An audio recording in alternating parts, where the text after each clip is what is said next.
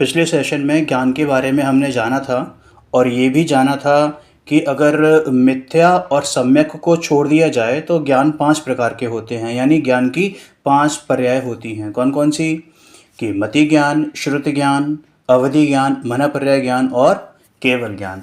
जिसमें से पहले 3 ज्ञान यानी मति, श्रुत और अवधि, ये सुमति, सुश्रुत और सुअवधि भी हो सकते हैं और कुमति, कुश्रुत और कुअवधि भी हो सकते हैं। यानी कि जो मिथ्या दृष्टि होता है उसको कुमति, कुश्रुत और कुअवधि ज्ञान हो सकते हैं, और जो सम्यक दृष्टि होता है उसको सुमति, सुश्रुत और सुअवधि होते हैं। और साथ में हमने ये भी देखा था कि एक समय में एक जीव के मैक्सिमम और मिनिमम कितने ज्ञान हो सकते हैं। यदि मिनिमम ज्ञान की बात करें तो केवल एक ज्ञान, जो कि कौन सा है? केवल ज्ञान, वो हो सकता है, क्योंकि जब केवल ज्ञान होता है तो बाकी 4 ज्ञानों की आवश्यकता ही नहीं पड़ती है। और प्रत्येक छद्मस्त जीव के यानी अरिहंत अवस्था से पहले तक जितने भी छद्मस्त होते हैं, चाहे वो निगोद अवस्था में हो और चाहे वो 12वें गुणस्थानवर्ती मुनिराज ही क्यों ना हो, उन सब को 2 ज्ञान कंपलसरी होते हैं, जो कि होते हैं मति ज्ञान और श्रुत ज्ञान। साथ में ये भी जाना कि देवों और नारकियों को अवधि ज्ञान भी होता है इन दोनों ज्ञानों के अतिरिक्त। अब जो मिथ्या दृष्टि होते हैं उनको वो कुअवधि होता है और सम्यक दृष्टि होते हैं तो सुअवधि होता है। बाकी कदाचित कुछ कुछ त्रियंचों और कुछ कुछ मनुष्य गति में भी ये अवधि ज्ञान हो सकता है। ठीक है, अब इस बार हम बात करने वाले हैं श्रद्धा गुण की।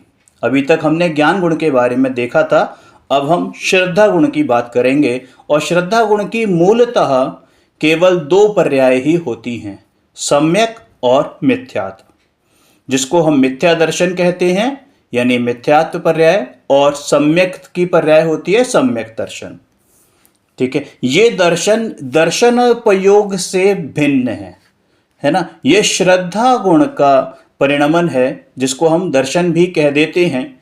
ठीक है, अब मिथ्या दर्शन के बारे में अगर हम बात करें, यानी विपरीत मान्यता। मिथ्यात्व मतलब क्या? विपरीत मान्यता। इंग्लिश में एक वर्ड आता है मिथ। मिथ माने क्या होता है? कि जो फैक्ट ना हो, द इंसिडेंट और the episode which is not fact, जो बात सत्य ना हो उसको ग्रहण करना, उसका नाम होता है मिथ। ऐसे ही मिथ्यात्व यानी, और अगर हम अध्यात्म की भाषा में बात करें तो तत्वों का अयथार्थ श्रद्धान, माने कि जो वैसा श्रद्धान जो यथार्थ ना हो, यानी वास्तविक श्रद्धान ना हो, तो उसको मिथ्या दर्शन कहते हैं। एक लाइन में बोले तो अतत्व श्रद्धान को मिथ्या दर्शन कहा जाता है। उस जीव को स्व तत्व की श्रद्धा नहीं होती। स्व तत्व मतलब निज तत्व की श्रद्धा नहीं होती।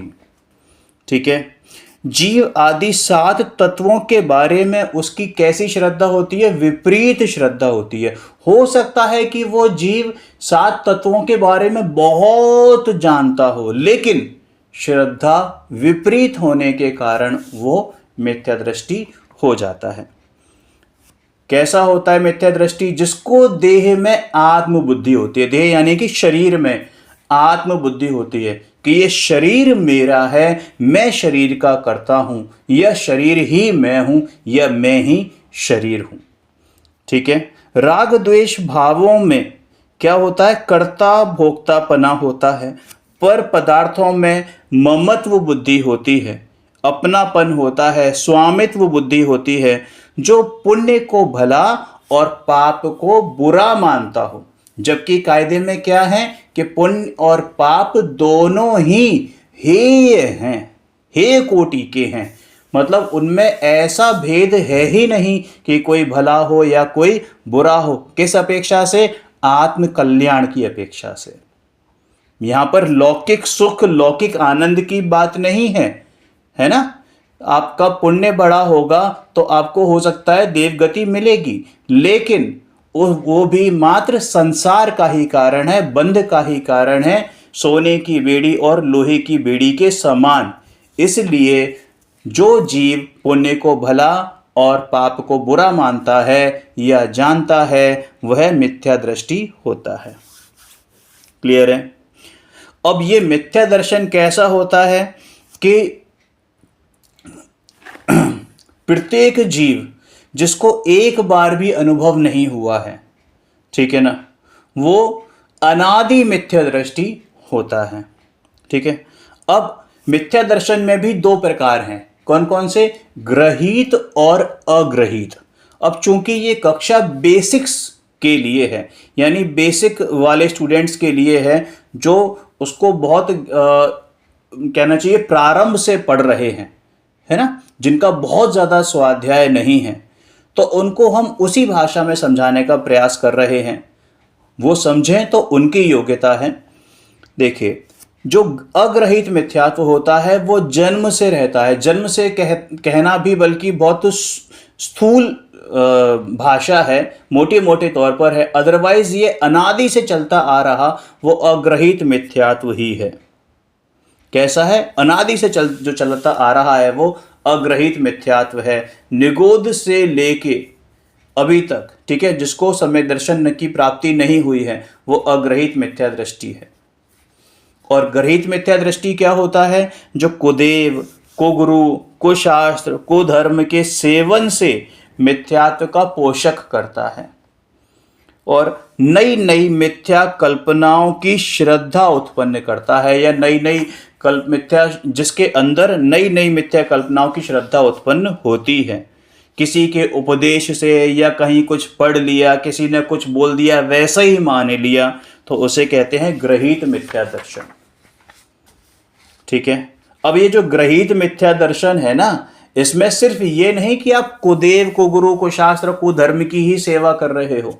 अगर आप वो सच्चे देव शास्त्र गुरु के सामने खड़े होकर भी कुदेव, कुगुरु, कुशास्त्र जैसी कहना चाहिए चर्या कर रहे हो, चर्या मतलब वैसी ही हरकतें कर रहे हो, भगवान महावीर के सामने खड़े होके उनसे अपनी शादी के लिए भीख मांग रहे हो, हैं, उनसे अपने घर परिवार की सुख समृद्धि के लिए वहाँ पर याचना कर रहे हो, तो ये भी कुदेव, कुगुरु, कुशास्त्र की श्रेणी में ही आ जाता है। माने कि सच्चे देव शास्त्र गुरु का सच्चा स्वरूप जो था उसको आपने समझा नहीं, उनके स्वरूप को बिगाड़ के रख दिया और वैसा माना, तो वह ग्रहित मिथ्या दर्शन में भी आता है। वह भी ग्रहित मिथ्या दर्शन में आता है। समझ में आ गई बात? तो ये श्रद्धा गुण का कैसा है? विकारी परिणमन है, विकारी परिणमन। और अब श्रद्धा गुण का निर्मल परिणमन क्या होता है? जिसको हम कहते हैं सम्यक दर्शन। तो जो जीव वीतराग सर्वज्ञ कथित तत्वों का उपदेश ग्रहण करके जीव आदि 7 तत्वों का यथार्थ निर्णय करता है, सच्चे देव शास्त्र गुरु सच्चे धर्म के स्वरूप का निर्णय करता है, मोक्ष मार्ग का निर्णय करता है, स्व तत्व और पर तत्व का निर्णय करके स्व पर भेद विज्ञान करता है और अंतर्मुख होकर, क्या बोला? अंतर्मुख होकर निज भगवान आत्मा का चिंतन मनन करके आत्मानुभव प्राप्त करता है। माइंड द वर्ड आत्मानुभव, अंडरलाइन कर लें इसको, क्योंकि बिना आत्मानुभव के सारे चिंतन मनन मिथ्या दर्शन की श्रेणी में आते हैं। मात्र जब आत्मानुभव होता है, जो पहले जो स्टेप्स बताए, क्या क्या, कि देव शास्त्र गुरु के स्वरूप का निर्णय, 7 तत्वों का यथार्थ निर्णय, मोक्ष मार्ग का निर्णय, स्व तत्व और पर तत्व का निर्णय करके स्वपर भेद विज्ञान करना और अंतर्मुख होकर स्व यानी निज का चिंतन मनन करके आत्मानुभव प्राप्त करता है, तब उस जीव के जो श्रद्धा गुण होता है वो निर्मल परिणमन करता है, जिसको सम्यक दर्शन कहते हैं। सम्यक दर्शन भी पर्याय ही है ना? लेकिन ये कैसी पर्याय है? निर्मल पर्याय है। किसकी? श्रद्धा गुण की। जैसे ही सम्यक दर्शन होता है उसी समय ज्ञान भी सम्यक ज्ञान नाम पा जाता है और चारित्र सम्यक चारित्र नाम पा जाता है। माने सम्यक ज्ञान और सम्यक चारित्र भी उसी समय प्रकट होता है। केवल तीन गुण, केवल ये तीन गुण ही नहीं, मतलब श्रद्धा ज्ञान चारित्र, मात्र ये तीन गुण ही नहीं बल्कि जीव के सभी अनंत गुण स्वभाव रूप से परिणमन करना प्रारंभ कर देते हैं। क्या बोला कि स्वभाव रूप से परिणमन करना प्रारंभ कर देते हैं। आत्मा में लीन रहने पर, आत्मा में लीन रहने पर, और उस अवस्था को क्या बोलते हैं? शुद्धोपयोग। जो आत्मा में लीन रहता है उसको क्या बोलते हैं? शुद्धोपयोग। तो उस शुद्धोपयोग अवस्था में अतीन्द्रिय सुख की प्राप्ति होती है, अनुभूति होती है। अब अतीन्द्रिय सुख का मतलब क्या? निराकुल सुख। देखो, आपने अनुभव किया होगा, जैसे किसी के सिर पे करीब 10 लाख रुपए का कर्जा है। कितना है? 10 लाख रुपए का कर्जा है किसी एक व्यक्ति से। ठीक है, सपोज ए व्यक्ति से उसको ए व्यक्ति को 10 लाख रुपए देने हैं। तो उस ए व्यक्ति का उसके पास फोन आता है या पर्सनली मिलता है और वो कहता है कि तू एक काम करना, तू 10 लाख नहीं दे सकता ना, तू तेरा हिसाब यहीं खत्म करते हैं, तू 3 लाख में सौदा डन कर दे। मतलब 3 लाख दे के अकाउंट को सेटल कर दे, अब मैं तुझसे एक पैसा नहीं मांगूंगा, तू कर्ज मुक्त हो जाएगा और मेरे को भी विकल्प नहीं रहेगा और तुझे भी विकल्प खत्म हो जाएगा कि कुछ देना है। समझ में आया? अब क्या हुआ कि हाँ, उस व्यक्ति के पास थे 3 लाख रुपए, तो उसने 3 लाख रुपए उसे झट दे दिए। क्या दे दिए? झट दे दिए। अब आप मुझे ये बताओ, जैसे ही उसको ये मालूम पड़ा कि उस व्यक्ति ने, ए व्यक्ति ने उसके ऊपर से जितना वो दे नहीं सकता था उतना कर्जा माफ कर दिया और जितना दे सकता है उतने ही में वो राजी हो गया, तो वो आकुलता रहित हुआ या नहीं हुआ? अब इसको अन्यथा ग्रहण मत करना कि मैं उस आकुलता की बात कर रहा हूं, मैं सिर्फ एक समझाने के प्रयास में, है ना, कि लौकिक जनों को लौकिक भाषा में समझाना ही श्रेयस्कर होता है, वही समझ में आता है। तो दृष्टांत को दृष्टांत की तरह से ग्रहण करें। अब उस व्यक्ति को, जिसको ये 10 लाख रुपए देने थे, मात्र 3 लाख में सेटलमेंट हो गया। भले ही उसने अभी पैसे ना दिए हों, लेकिन जब उसे पता चला कि हाँ भाई अब मुझे पैसे नहीं देने हैं, केवल 3 लाख देने हैं जो कि मेरे पास हैं, तो मैं दे सकता हूं। अब मुझे ये बताओ, उसको आकुलता रहेगी या निराकुलता रहेगी? कि वो उसको निराकुल हो गया, वो कम से कम उतने समय उतनी चीज के लिए निराकुल हो गया। तो अब वो सुखी हुआ या दुखी हुआ? अब उसको अतीन्द्रिय की भाषा भी छोड़ दो आप, है ना। तो लौकिक सुख में अगर हम बात करें तो हाँ, लौकिक टर्म्स में तो भैया वो उतनी देर के लिए सुखी हुआ। अब वो सुखी का मतलब क्या कि वो पार्टी वार्टी करने और आनंद से आनंद, मतलब हंसता रहे, मुस्कुराता रहे, उसकी बात नहीं है। निराकुलता का दूसरा नाम ही सुख है। कोई अंदर से कुछ ऐसी चीज झलक रही हो कि जिससे मेरे चेहरे पे स्माइल आ जाए, हंसता रहूं, वो सुख नहीं होता। निराकुल यानी निकषाय भाव। अब अध्यात्म की भाषा में बात करें तो निकषाय भाव माने कि कषाय रहित। जब अनंतानुबंधी कषाय का लोप हो गया, यानी जो इस संसार का कारण ऐसी कषाय थी उसका लोप हो गया, तो वो क्या हो गया? निकषाय हो गया, माने निराकुल हो गया, यानी कि उसी को अतीन्द्रिय सुख कहते हैं। तो ऐसे अतीन्द्रिय सुख की अनुभूति होती है। जितना कषायों का अभाव होगा उतनी अकषाय रूप शांति प्राप्त होगी। अब उस व्यक्ति को जिसके सर से कर्जा छूटा है, यानी जिसका कर्जा मुक्त हुआ है, अब उसको शांति लगेगी नहीं लगेगी? वही उसके लिए सुख है। समझ में आया? अब प्रश्न ये उठता है कि शुद्धोपयोग का काल तो बहुत थोड़ा सा होता है, 1 आध 2 3 सेकंड के बराबर होता है, वो भी बहुत मैक्सिमम बता रहा हूं मैं आपको सिर्फ समझाने के उद्देश्य से, ठीक है ना। तो बाकी के काल में क्या होता है कि बाकी के काल में जी मिथ्या दृष्टि होता है कि नहीं?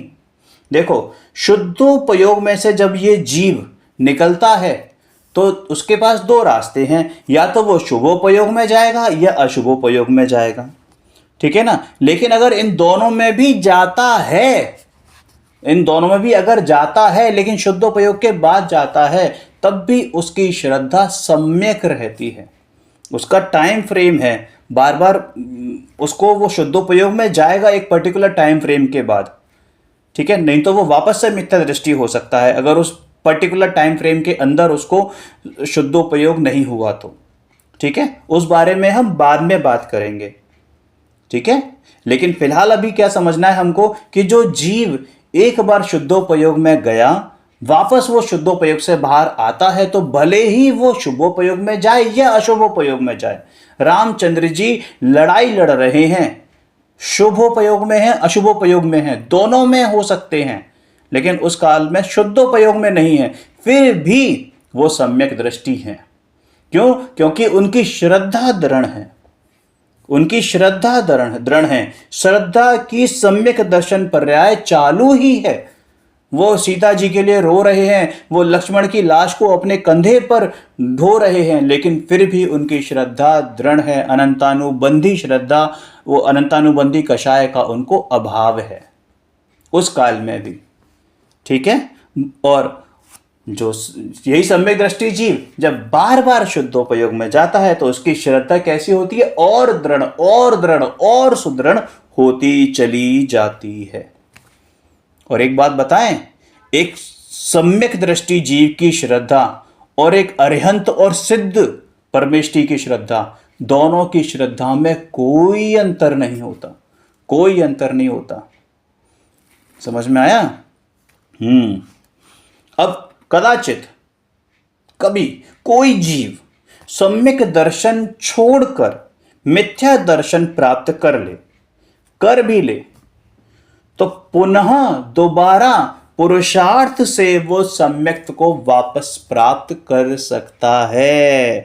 कर्णन योग की अपेक्षा से श्रद्धा गुण की सासादन और मिश्र, ये दो पर्याय सम्यक्त से गिरने वाले जीवों में संभव हैं, लेकिन ये पर्याय बहुत अल्पकाल के लिए होती हैं, और उसका वर्णन हम यहाँ पर अभी कर नहीं रहे, हम उसको बाद में करेंगे। आप सिर्फ ये समझो कि कोई जीव अगर मिथ्या दृष्टि हो भी जाए सम्यक दर्शन छोड़कर, यानी उस पर्टिकुलर टाइम फ्रेम में, या उसकी आसक्ति बाहर चली जाए, तो कोई वांदा नहीं है। वो बंदा, वो व्यक्ति, वो जीव अपने पुरुषार्थ से वापस से सम्यक प्राप्त कर सकता है, और ऐसा वो असंख्यातों बार कर सकता है। समझ में आया? हमने क्या देखा पिछली क्लास में? ज्ञान। अभी देखा श्रद्धा। अब हम बात करेंगे चारित्र गुण के बारे में। क्या बात करेंगे? चारित्र गुण के बारे में, क्योंकि ये तीनों गुण मात्र जीव में ही होते हैं। तो देखो, चारित्र गुण की पर्यायों का विस्तृत वर्णन जो है आगे है हालांकि, लेकिन फिर भी एक छोटे से रूप में इसको हम समझाने का प्रयास करते हैं, क्योंकि सम्यक दर्शन के साथ जो चारित्र है वो भी सम्यक रूप ले लेता है, यानी कि सम्यक चारित्र का बीज पड़ जाता है बेसिकली। देखो, श्रद्धा सम्यक होते ही कंप्लीट हो जाती है, यानी श्रद्धा गुण का पूर्ण विकास हो जाता है। ठीक है, ज्ञान शुरू हो जाता है। सम्यक ज्ञान जैसे होता है तो क्या होता है? ज्ञान अपने अपने हिसाब से बढ़ता रहता है, लेकिन वहीं पर जो चारित्र है उसका बीज पड़ जाता है सम्यक दर्शन के साथ ही। जरूरी नहीं कि चारित्र पूर्ण विकसित अवस्था में ही हो, उस समय भी धीरे धीरे अपनी अपनी स्टेज पर क्रमवार अपनी तत्समय की योग्यता से वो चारित्र बढ़ता जाता है। ठीक है, और अरिहंत अवस्था में जाकर वो पूर्ण चारित्र दशा में कन्वर्ट हो जाता है, यानी पूर्ण विकसित दशा में कन्वर्ट हो जाता है। क्लियर है? सम्यक दर्शन के साथ सम्यक चारित्र, यह चारित्र गुण की पर्याय प्राप्त होने पर भी उस पर्याय में सरागता यानी राग सहितता और वीतरागता एक साथ विद्यमान रहती है। यहां जो बात हो रही है यहां पर अरिहंत सिद्ध के अलावा जो ज्ञानी पुरुष हैं, सम्यक दृष्टि जीव हैं, उनकी बात है। ठीक है, क्रम क्रम से कषाय कम होती है और वीतरागता बढ़ती है, माने सरागता कम होती है और वीतरागता बढ़ती है।